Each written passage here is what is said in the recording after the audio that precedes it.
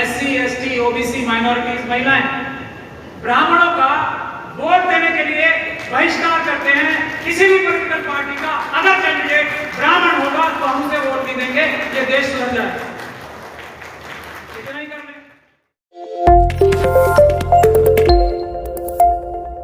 बहुजन समाज एकता सम्मेलन के आज की सभा के अध्यक्ष बहुजन समाज, बहुजन स्वाभिमान संघ, समता सैनिक दल, बुद्धिस्ट सोसाइटी ऑफ इंडिया और यहाँ आए हुए तमाम अम्बेडकरवादियों को मेरा बहुत ही प्यार भरा अस्सलाम वालेकुम और जय भीम।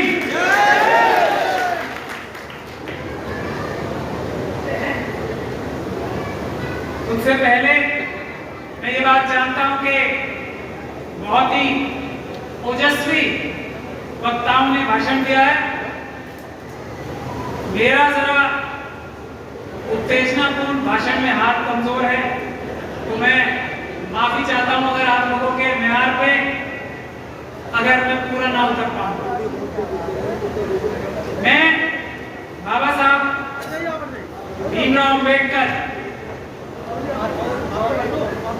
का सच्चा सिपाही और उनका सच्चा फॉलोअर बनना चाहता हूं। बाबा साहब डॉक्टर भीमराव अम्बेडकर ने जो भी कहा उस पर अमल भी किया और इसीलिए उस अकेले आदमी ने इतने बड़े बड़े काम किए जो आज उनके मानने वाले करोड़ों करोड़ों अम्बेडकरवादी भी नहीं कर पा रहे। तो उसकी जो बुनियादी बेसिक वजह है कथनी और करनी में फर्क।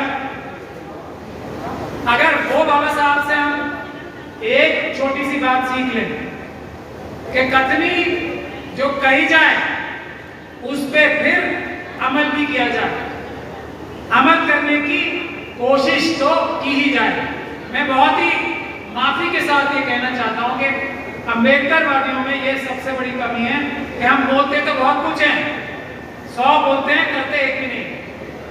अगर ये गैप थोड़ा कम हो जाए तो बाकी कुछ करने की जरूरत ही नहीं रहेगी। मनुवादी खुद ही भाग जाएंगे। आप लोग इतिहास स्वयं भी पढ़ते हो, सब पढ़े लिखे लोग यहाँ पर हैं। बाबा साहब थोड़े नाराज रहते थे पढ़े लिखे लोगों से, खासतौर पर क्योंकि उनसे उम्मीदें ज्यादा रखते होंगे बाबा साहब कि ये लोग जो पढ़ लिख गए हैं, समझदार हो गए, ये तो कम से कम मिशन का काम ठीक से करेंगे। लेकिन इसलिए मैं आपको इतिहास नहीं बताना चाहूंगा। मैं आपको बाबा साहब के रास्ते पे चल के प्रैक्टिकल सॉल्यूशन बताना चाहूंगा। बाबा साहब की हर स्टेप में एक प्रैक्टिकल सॉल्यूशन था। यही हमने उनसे सीखना है और यही हमने करना है।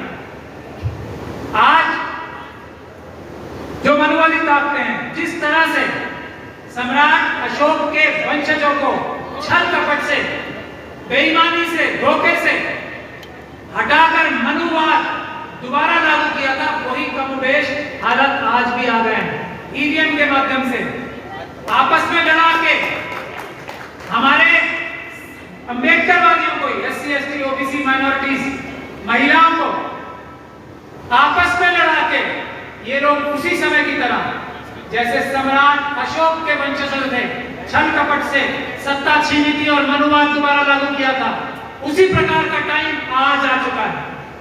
आज भी छल कपट से मनुवादियों ने सत्ता हत्या ली है और मनुवाद लागू करने के लिए, हिंदू राष्ट्र बनाने के लिए ओपन ऐलान किया, खुलेआम। और इसके लिए उन्होंने चाइना, पाकिस्तान, इजराइल से हाथ मिला लिए हैं, देश को कमजोर कर रहे हैं, क्योंकि वो इस बात को जानते हैं कि 92-92.5% लोगों से, अम्बेडकरवादियों से ये मुट्ठी भर मनुवादी जीत नहीं सकते। इसीलिए बाहर की ताकतों का सहारा ले रहे हैं, उनके साथ देश के खिलाफ साजिश कर रहे हैं। पहली बात हमें ये अच्छी तरह से समझ लेनी चाहिए और पूरे विश्वास के साथ इन्हें देशद्रोही कहना शुरू करना चाहिए। जो भी मनुवादी है वो देशद्रोही है, पहली बात यह है। दूसरी बात यह, बाबा साहब हमको क्या दे रहे हैं? बाबा साहब हमें संविधान दे रहे हैं, वो एक कागज का टुकड़ा नहीं है। बाबा साहब हम में से हर एक आदमी को एक वोट का अधिकार देकर इस देश का बराबर का मालिक बना के गए। एक वोट का अधिकार ये होता है। अब जनता ही राजा है ना, और हम सब जनता है, बराबर के राजा हैं हम सब। ये अधिकार बाबा साहब हमें दे गए हैं और हम उसका इस्तेमाल नहीं कर पा रहे। वाह वाह वाह। ये जनता के 4 तरह के नौकर बाबा साहब बना गए। हम उन्हें क्या नौकर समझते हैं? क्या आज हम अपने प्रधानमंत्री को, जो अपने मुंह से अपने आप को प्रधान सेवक कहते हैं, उसको अपना नौकर समझते हैं? नहीं। एक कांस्टेबल भी हमारा मालिक बनके हमें डंडा चलाता है। ये दूसरी जो मानसिकता बन गई, एक कांस्टेबल, एक क्लर्क जो हमारा नौकर है, जो हमसे तनख्वाह पाता है, हम पे राज करने की कोशिश करता है, ये मानसिकता बदलने की बहुत नितांत आवश्यकता है। 4 तरह के नौकर हैं। मैं अपने जिस पेशे से मैं आता हूं ना, न्यायिक व्यवस्था के, सबसे पहला नौकर, चलिए मैं आज उल्टे तरीके से गिनवाता हूं। पहले नौकर जजेस हैं, सुप्रीम कोर्ट के जजेस आपके नौकर हैं। खुलेआम ऐलान कर रहा हूं, कहे मैं गलत कह रहा हूं, कहे कोई आपके नौकर हैं। क्या वो नौकरी अपनी ठीक से कर रहे हैं या नहीं कर रहे हैं? आप लोग उस पर ध्यान देते हैं? नहीं। 4 सुप्रीम कोर्ट के जजेस आपके नौकर जो थे ना, जो सिटिंग 2018 में उन्होंने कहा कि हम पे दबाव डाल रही है मनुवादी सरकार, आप उठो और हमारी रक्षा करो। हम मालिकों ने उनकी रक्षा नहीं की। इसीलिए एक के बाद ऐसे फैसले आ रहे हैं जो रिजर्वेशन छीन रहे हैं, जो बाबरी मस्जिद छीन रहे हैं, जो शिक्षा का अधिकार छीन रहे हैं।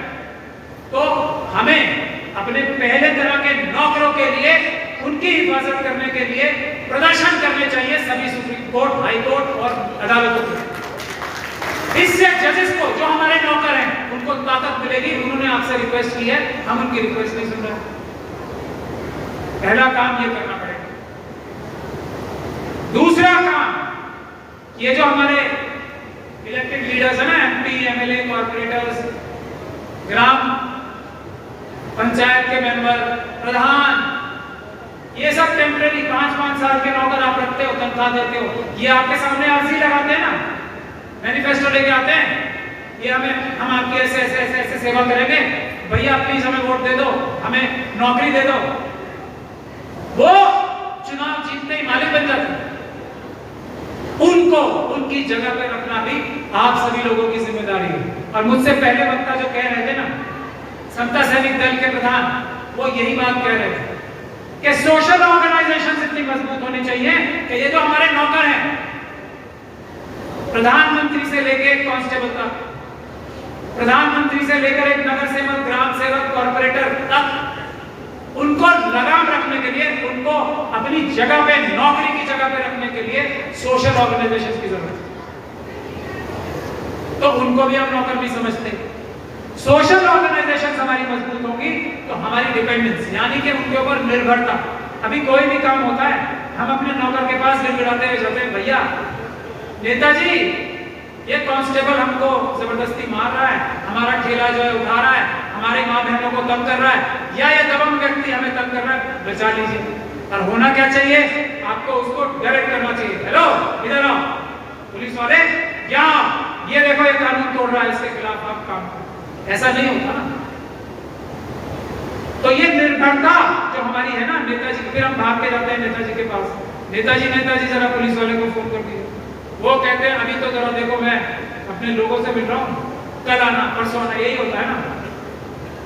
और ये अगर फोन भी करेंगे तो ऐसा एहसान करके जैसे आप उनसे कोई बहुत बड़ा काम करवा रहे, उनकी तो जिम्मेदारी है, यही तो वादा करके आए थे। तो ये मानसिकता बदलनी होगी।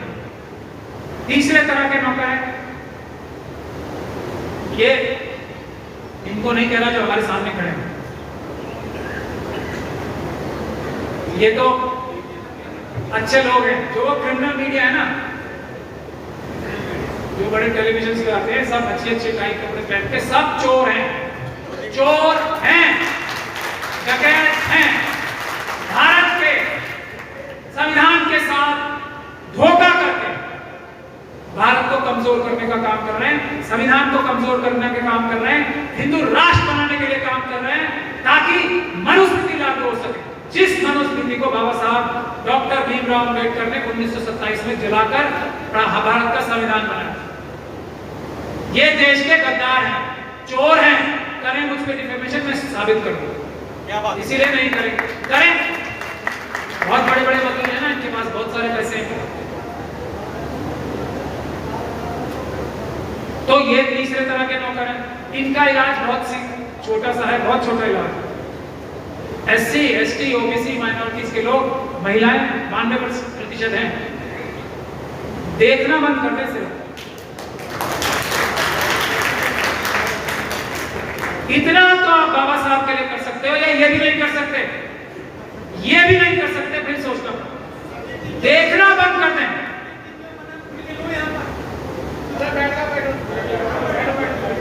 बहुत समय लग जाएगा, मैं नाम लेने में आगे रहता हूं, लेकिन समय बहुत लग जाएगा। जो क्रिमिनल मीडिया है ना, जो भी क्रिमिनल मीडिया है, मेन स्ट्रीम जो टीवी पे आते हैं, मैं इन लोगों की बात नहीं कर रहा हूं, ये है असली मीडिया। सोशल मीडिया असली ईमानदार मीडिया है, जो बाबा साहब का, संविधान का, देश का काम कर रही है। और सोशल मीडिया भी ये वाली, वो नहीं जो टीवी पे आती है ना, आज तक के साथ या किसी के साथ, वो नहीं। तो इसका अगर टीवी चैनल्स का सिर्फ न्यूज सुनने के लिए, बाकी छोड़ दीजिए, फिल्में देख लीजिए अभी शुरुआती टाइम में, बाद में उसका भी टाइम है, सिर्फ और सिर्फ आप देखना बंद कर दो। सोशल मीडिया की सच्ची न्यूज रिपोर्टिंग, अच्छे लोग रिपोर्ट करके आपको हर चीज तो पहुंचाते हैं दुनिया की, फोन पे। क्यों टीवी देखना? न्यूज के लिए टीवी का बाइकआउट कर दो। ये जो नौकर है ना, जिनको हमने नौकरी दी है बाबा साहब के लोगों, ये अपने आप मोदी जी की तरह जैसे किसानों के सामने हाथ जोड़े थे ना, वैसे हाथ जोड़ के आ जाएंगे, तब भी इनको देखना ही नहीं है। हमारी ये असली मीडिया तो है ही सोशल मीडिया, तो कितना मुश्किल काम है। आगे चलते हैं, फिर एक है हमारे ब्यूरोक्रेट्स, ये तो सीधे सीधे ही नौकर है, सिविल सर्वेंट नाम ही होता है इनका, तो मैं कहूंगी क्या, तो इनको पर भी लगाम रखनी पड़ेगी। इनके ऑफिस के बाहर पीसफुल प्रोटेस्ट करने पड़ेंगे। ये कोई राजनीतिक दबाव में काम नहीं कर सकते। कोई अफसर है, वो ये नहीं कर सकता कि मेरे नेताजी ने ये बोला है तो मैं ये लक्ष्य चला दूं, बुलडोजर चला दूं, नहीं। वही आदेश नेताओं का मान सकता है जो हमारे 5 साल के टेम्पररी नौकर है, हमारे तो नौकर है ना, वो तुम भी हमारे नौकर, वो भी हमारे नौकर, दोनों नौकर आपस में सांठगांठ नहीं कर सकते। हमने उसकी लगाम लगा रखी है, बाबा साहब ने लगाम लगाई है, जो पार्लियामेंट से, असेंबली से, कॉर्पोरेशन से जो कानून पास होके आए हैं। अगर कोई नेता कोई वर्दीधारी को कोई बात बोलता है जो संविधान के खिलाफ है, जो पार्लियामेंट या असेंबली या विधानसभा या कॉर्पोरेशन के कानूनों के खिलाफ जाके आदेश है, उसको मानने के लिए वो बाध्य नहीं है। अगर मानता है तो वो नेता भी अपराधी है और ये सरकारी अफसर भी अपराधी है, वो अपराध कर। ये है भारत का इतना अच्छा तो संविधान लेके गए बाबा साहब। और ये तो प्लान बी है। प्लान ए बाबा साहब का कोई और था, जो 1934 में बाबा साहब के साथ धोखा करके, उनको इमोशनल ब्लैकमेल करके जो उनका ओरिजिनल प्लान था उस पर अमल नहीं होने दिया, उसकी जगह पूरा पैक्ट दिया गया। तो लेकिन बाबा साहब जैसे ज़हीन आदमी, इंटेलिजेंट आदमी ने प्लान बी भी इतना अच्छा बनाया है कि वही हमारे अधिकारों के लिए काफी है। हम उनके प्लान बी संविधान को अमल नहीं कर पा रहे, उसकी रक्षा नहीं कर पा रहे, और हमें करना क्या है, इतनी छोटी छोटी सी बातें। दूसरा, अभी बहुत सारी बातें कही जाती है ना कि हम लोगों की पॉलिटिकल पार्टी से इतनी नहीं, 131-32 हमारे SC ST के लोकसभा के member of parliament her parliament में जाते हैं, वो हमारी बात नहीं बोल पाते।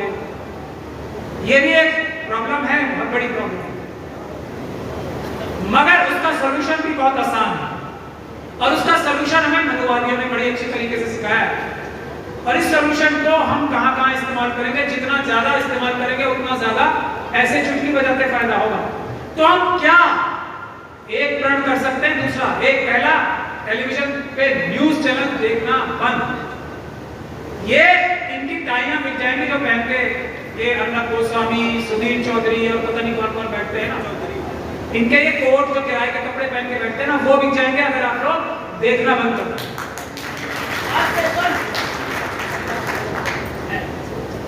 ये लोग अपनी अपनी असली शक्ल जो ये निकरधारी है ना, उसी में आ जाएंगे, सिर्फ आप देखना बंद कर दो। दूसरा, किसी भी शुरुआत करने के लिए, अब वोट से तो सारी ताकतें आ रही हैं, हमारी पॉलिटिकल पार्टियां आपस में इकट्ठा हो नहीं पा रही, इकट्ठा हो जाए तो कल ही बाबा साहब का राज हो जाएगा। नहीं हो पा रही तो एक काम तो कर सकते हैं जो हमें मनुवादियों ने सिखाया, बाइकॉट, मुसलमानों का बाइकॉट करो। कहा है ना, हम एससी, एसटी, ओबीसी, माइनॉरिटीज, महिलाएं, ब्राह्मणों का वोट देने के लिए बहिष्कार करते हैं। किसी भी पॉलिटिकल पार्टी का अगर कैंडिडेट ब्राह्मण होगा तो हम उसे वोट नहीं देंगे, ये देश सुधर जाएगा। इतना ही कर लें, बाकी भी बहुत जगह अप्लाई हो सकता है, वो आप अपने दिमाग से कर। जिस जिस जगह आपको सुधार चाहिए वहां ब्राह्मण समुदाय से जो भी व्यक्ति आते, जो उनमें से ईमानदार होंगे ना, वो आपके सेवक बनके, आपके भाई बनके, आपके रक्षक बनके काम करेंगे। नेता नहीं बनना,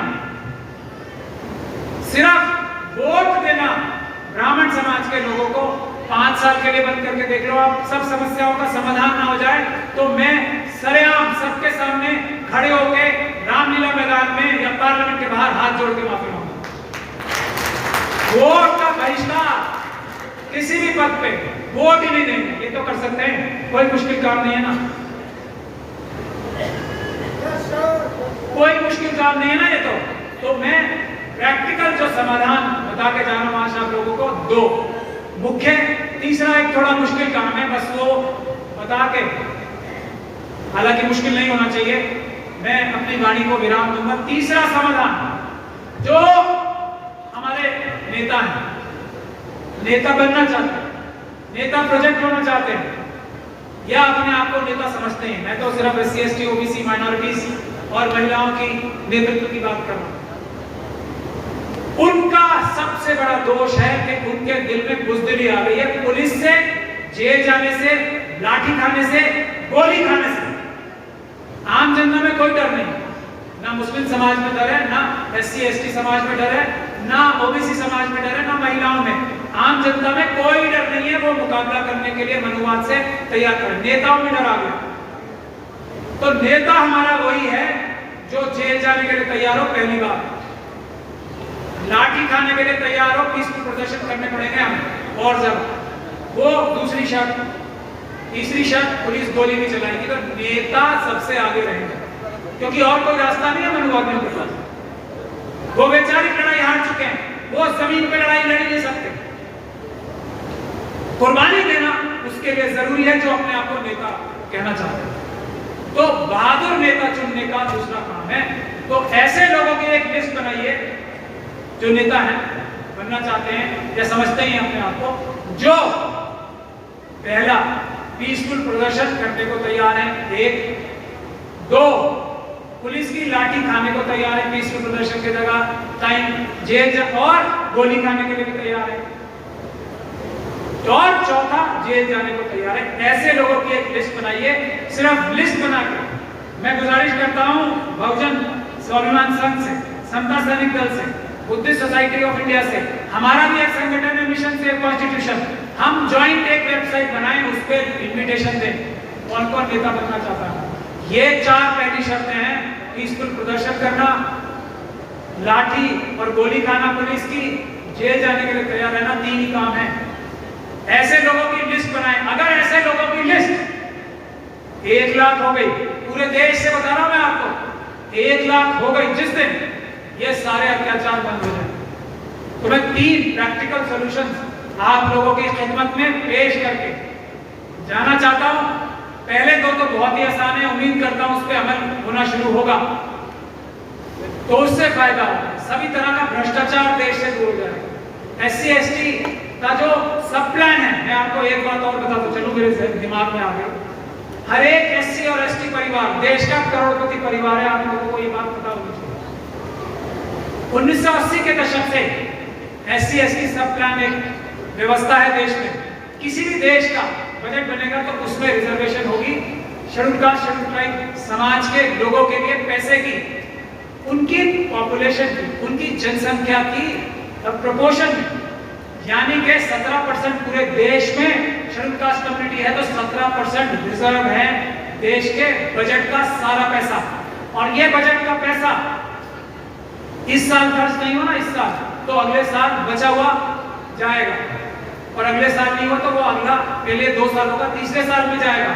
और ये खर्चा सिर्फ और सिर्फ बहुत उसमें भी आइडेंटिफाइड है चीजें कि ये खर्चा हो सकता है सड़क बनाने में नहीं, जो चीजें सिर्फ शेड्यूल कास्ट के भलाई के लिए होंगी उसी पे खर्च हो सकता है। और अगर आज तक किसी सरकार ने, ये सेंट्रल गवर्नमेंट के लिए भी जरूरी है और ये स्टेट गवर्नमेंट के लिए भी जरूरी है, सब किसी भी स्टेट गवर्नमेंट ने, किसी भी नेशनल गवर्नमेंट ने ये इस पर पालन नहीं किया है, ठीक है। तो अगर पैसा इकट्ठा करके देखा जाए तो हर एक हमारा शेड्यूल कास्ट शेड्यूल ट्राइब का परिवार आज करोड़पति है, जिसका पैसा चुरा कर फर्जीवाड़े से सभी सरकारों ने दूसरी जगह लगा रखा है।